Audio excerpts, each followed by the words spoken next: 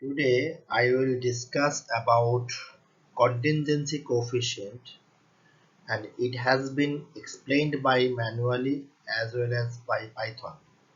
Hello friends, good evening. I am Dr. Nazrul Islam, Associate Professor, Department of Geography, Kuzbehar Panchanan Burma University. So, the contingency coefficient is an adjustment to the phi coefficient, a statistical measure used to assess the strength of the association or relationship between two categorical variables in a complex contingency table. It is intended to adapt to tables larger than 2 into 2 contingency table. It provides a value between 0 and 1, where 0 indicates no association and 1 signifies perfect association between the variables. It means the larger the contingency coefficient, the stronger the association. Friends, I mentioned earlier that if we want to perform coefficient or association between categorical variables, we have three options. One is phi coefficient, another is Cramer's V coefficient, and third one is contingency coefficient. And if the contingency table is larger than 2 into 2, as I have mentioned, we will use contingency coefficient. So now question arises, when to use contingency coefficient. At least three conditions are there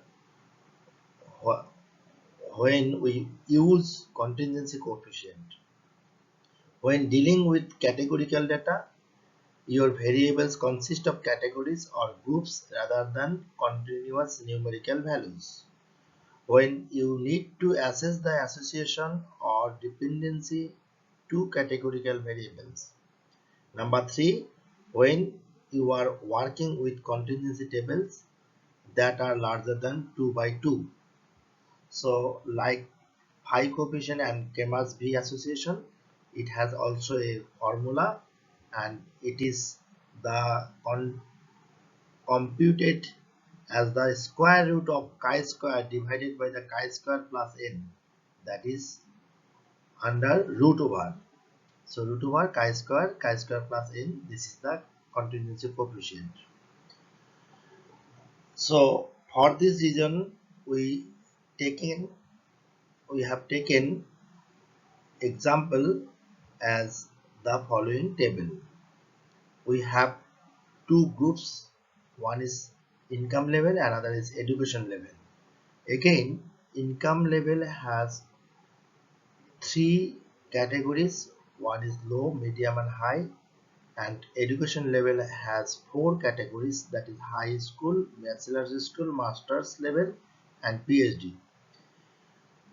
Contingency coefficient, like other two coefficient, that is phi coefficient and Cramer's V, it has several steps, and first we have to determine chi square like other two.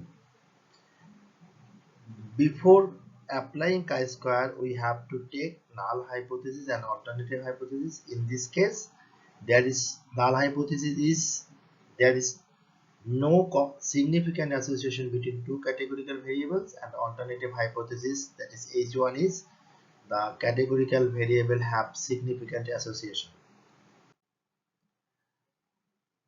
Step 2. Now we calculate row totals and column totals of the previous example.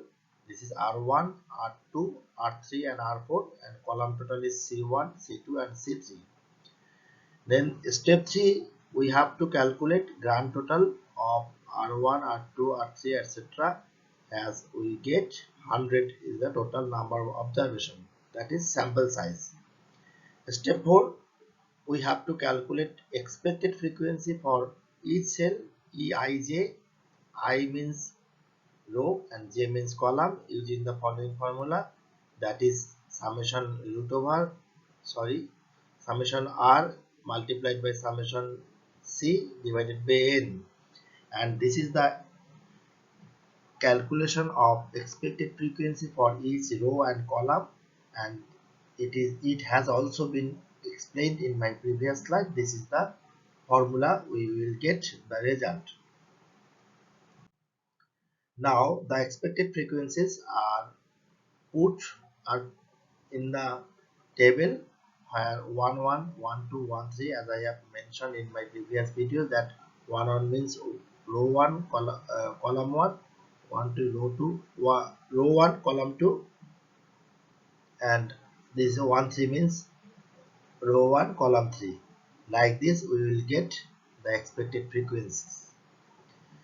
Step 5. Now we have to calculate chi-square statistics using the following formula: chi-square ij summation oij minus eij square divided by eij, and we will get each row and column of chi-square value for this from this table and from this formula.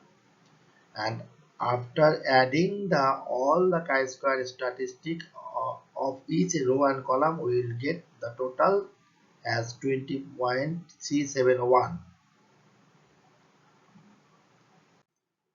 Now we put all the values in this worksheet for each row and column 1 1 1 2 1 3 up to 4 3. We have observed count here and expected count, and after calculating all this we will get the chi-square value for each row and column. After summing up all the chi-square value, we will get the overall chi-square value, that is 20.371. So the chi-square value is approximately is 20.371. Step 7. We have to determine the degrees of freedom for 4 by 3 contingency table. The degrees of freedom is equal to number of rows minus 1 multiplied by number of rows minus 1 equal to 4 minus 1 multiplied by 3 minus 1, that is 6. Then in step 8 we have to find out the critical value. In this case the chi-square critical value is obtained from chi-square distribution table with level of significance 0.05 and degrees of freedom 6. We will get the value as 12.592. In step 9 we have to calculate p-value, and we get the p-value from Python software, that is 0.0024. In step 10 shows the decision making for chi-square distribution. As I have mentioned earlier, that if chi-square is greater than critical value or pi less than alpha, we reject the null hypothesis. Number 2, if chi-square less than equal to critical value and p greater than equal to alpha, we fail to reject the null hypothesis. So after getting all the result, we have to take decision about chi-square.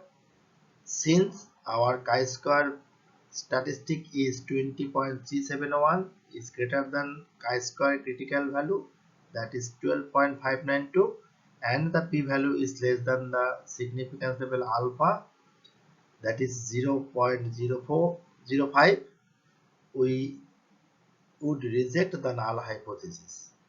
Thus it is concluded that there is a significant association between two categorical variables. This is the main part of our present discussion. that is contingency coefficient. As we know, the it show the strength of the association between income level and education level of nominal variables, that is categorical data with large contingency table. For this reason, we used this formula under root over chi square divided by chi square plus n.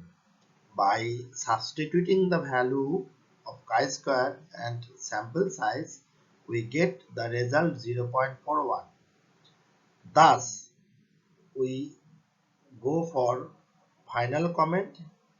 This value C approximately 0.41 suggests a moderate association between the two categorical variables, namely education level and income level. So all the calculations we have performed manually. Now we put this Python code in PyCharm and we will get the result. This is the continuation of the Python code for calculation of chi-square distribution and contingency coefficient, and we get the result as calculated in the manually. Here the chi-square statistic is 20.371, p-value is 0.0024, critical value is 12.592, contingency coefficient is 0.41, and after getting all the result, we decided that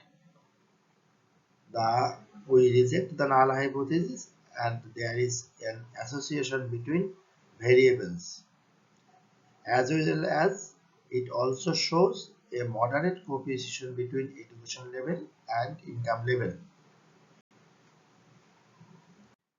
This is the screenshot of Python code for chi-square and contingency coefficient in PyCharm. This is the continuation and this is the result also. So this is the basic concept of contingency coefficient. Thank you for watching my channel. Please subscribe my channel. Thank you.